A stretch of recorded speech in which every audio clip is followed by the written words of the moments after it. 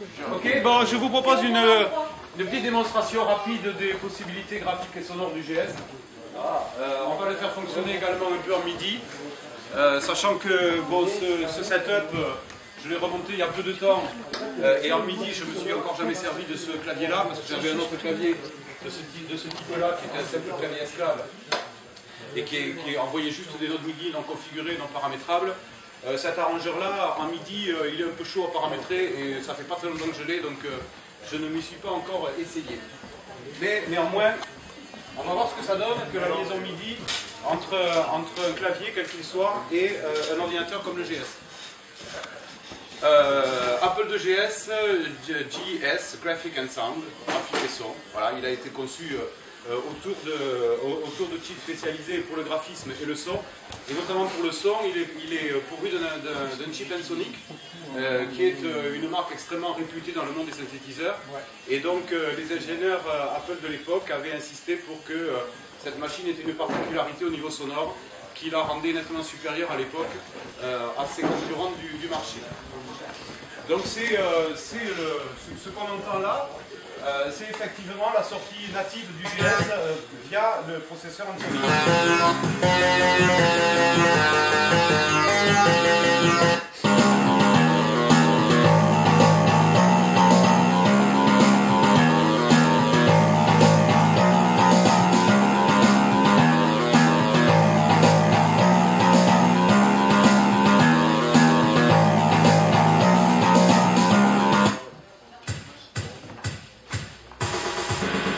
Ça, c'est une démo qui date de 1990.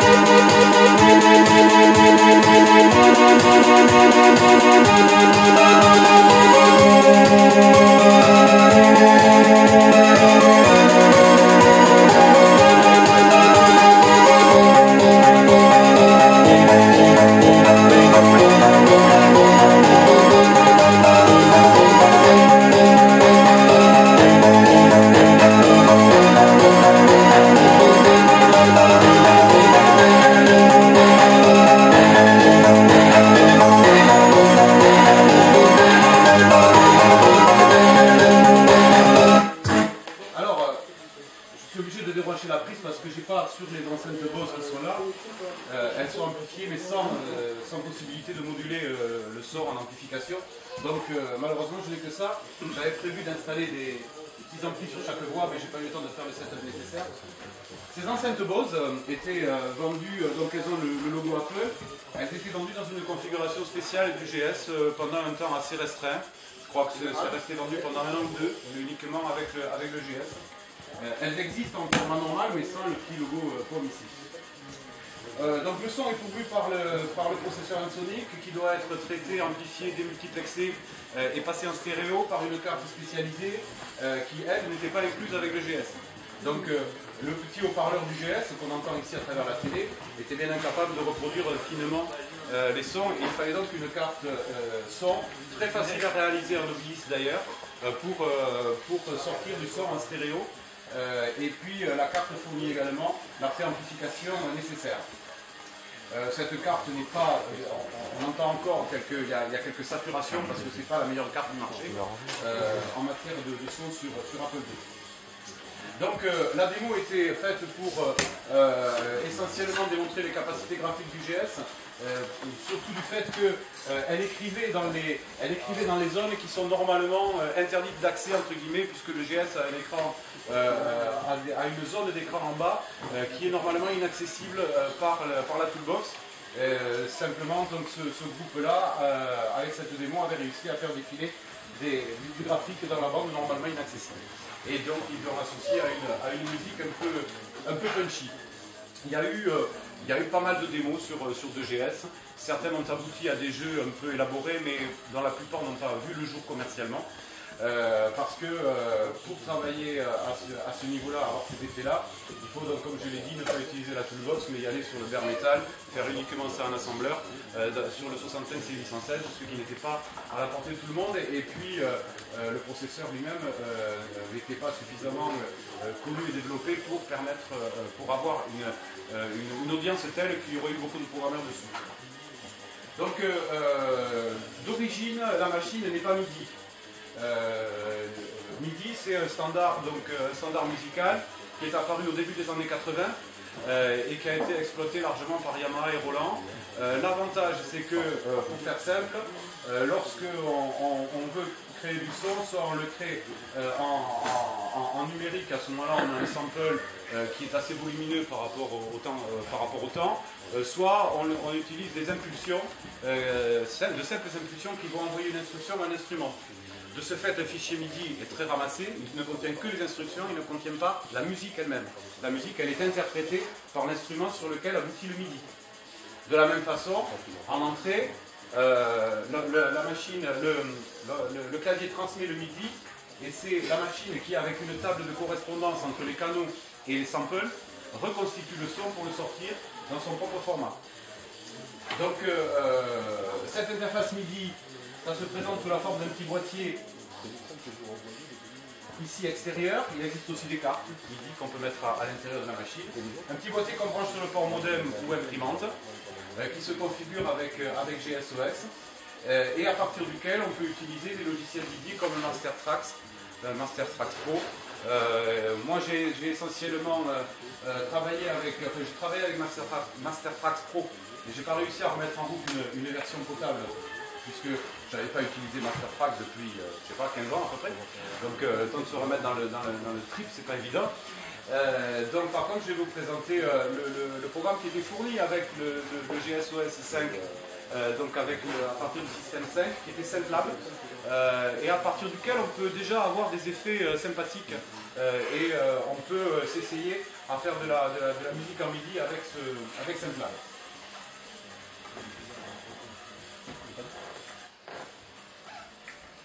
Donc on va redémarrer.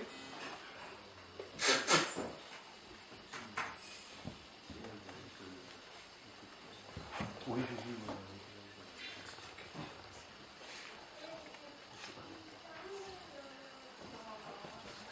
voilà l'interface MIDI Apple.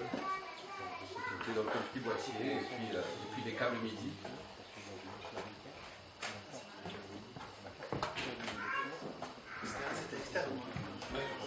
Voilà, un petit boîtier qui tenait là-dedans, et donc deux câbles MIDI pour relier. Donc là j'ai pris des câbles un peu plus longs pour relier au synthé. C'est des câbles DIN très classiques, très faciles à trouver et interchangeables.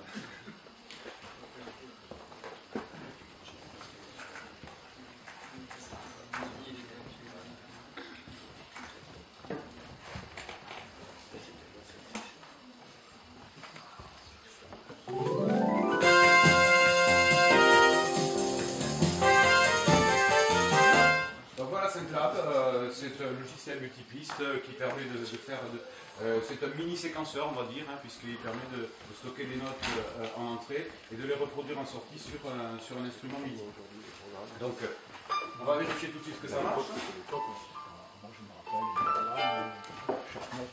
C'est-à-dire qu'il faut avoir le setup MIDI qui va bien.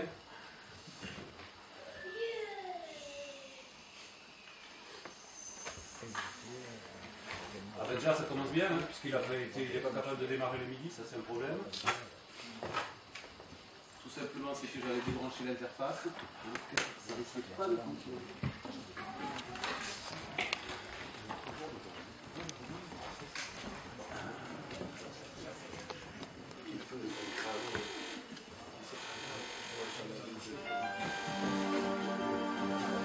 sortie.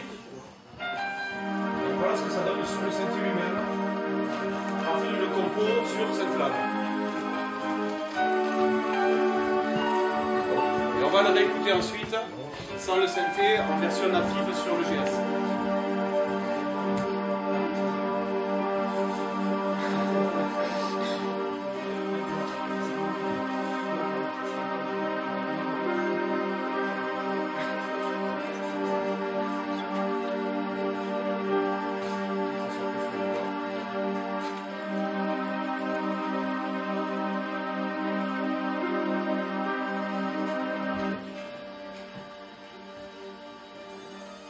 Alors les changements d'instruments sont un peu délicats parce que j'ai pas eu le temps de paramétrer les canaux MIDI comme il aurait fallu entre Syntlab, 7, 6, 14 et celui-là ici.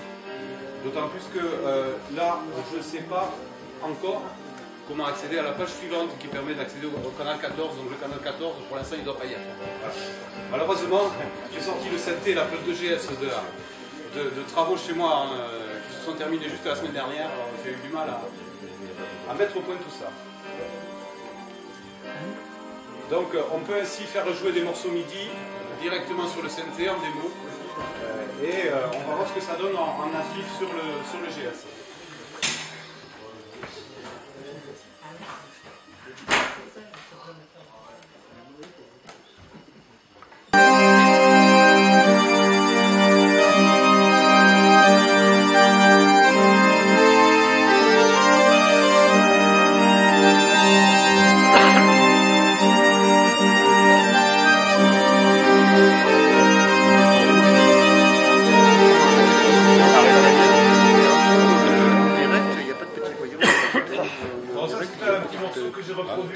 C'est une composition d'un groupe qui s'appelle Kamel et que j'ai reproduit donc avec un clavier de type de celui-là, piste par piste. Donc j'ai trois pistes en fait, la lead, la guitare lead, l'accord et l'orgue derrière. Donc avec ces trois pistes là, les instruments que vous avez, la musique que vous avez entendue là, elle est donc jouée sur chacun de ces trois instruments par des samples, des instruments qui sont dans le logiciel Syntlab et qui passent au travers donc, du processeur sonore Ensoniq pour produire cet effet-là. Et ça, c'est très vite fait puisque on enregistre les pistes comme dans un séquenceur, une par une, et on les reproduit ensuite tous ensemble.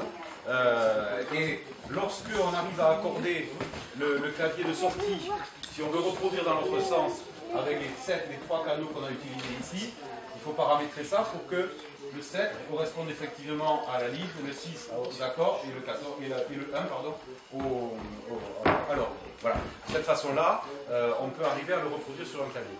Et là, le son qui sortait, Didier, c'était celui du synthé qu'on Non, entendait? Le son qui sortait, c'est celui de l'Ensoniq, celui du 2GS. Voilà. Celui du 2GS. Lorsqu'on le sort, on va le refaire là maintenant. Pour comparer? Là, pour comparer, alors en fait, la comparaison, ça va être la qualité sonore de l'outil de sortie. Ici, on va avoir bien paramétré, ce qui n'est pas tout à fait le cas ici, parce que j'ai du mal à trafiquer dans les menus là. Mais avec un arrangeur comme ça ou un synthé comme ça, et de très bonne qualité de sample, comme les Ficor d'ailleurs, on arrive à avoir un résultat qui est meilleur que ce que vous avez entendu. Forcément, hein, parce que... bon, et puis là, il n'y a pas de... C'est des nappes, c'est de la guitare, il n'y a pas de batterie, il n'y a pas de percu. Donc, au niveau de la perception sonore, on a du mal à différencier. Sur un morceau plus élaboré, ça aurait été un peu différent. Donc, voilà ce que ça donne sur le synthé. Comment l'a écouté avant d'être interrompu sauvagement.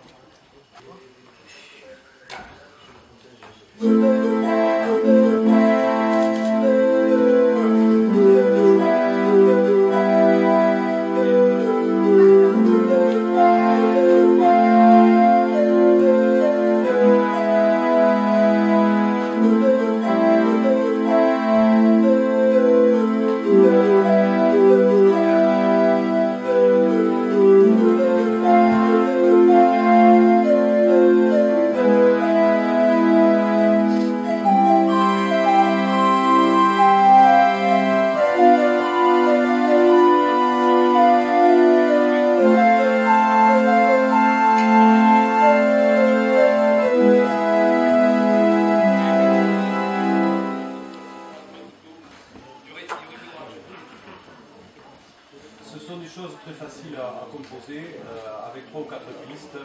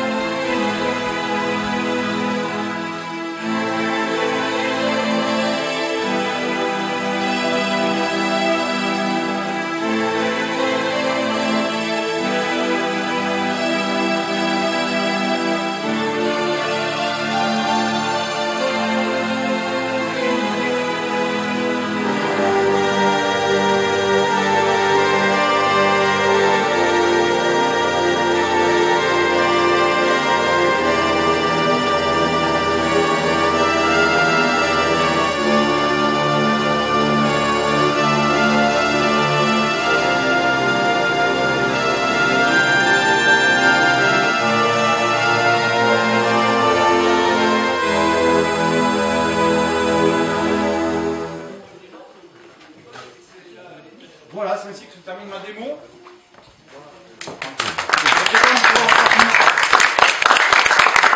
Il me reste encore tout l'après-midi et la soirée pour regarder ça de près.